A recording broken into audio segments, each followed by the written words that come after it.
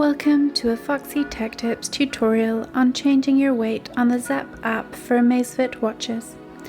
If you find this video helpful, please consider subscribing to my channel and liking the video.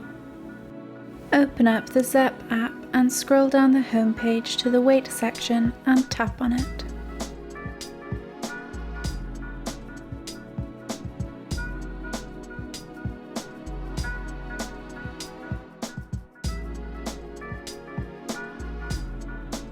Tap Add Weight at the bottom of the page.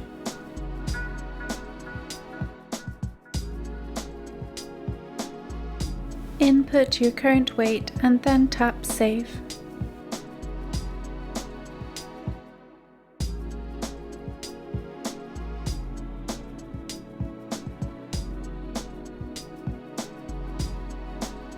Your weight has been updated.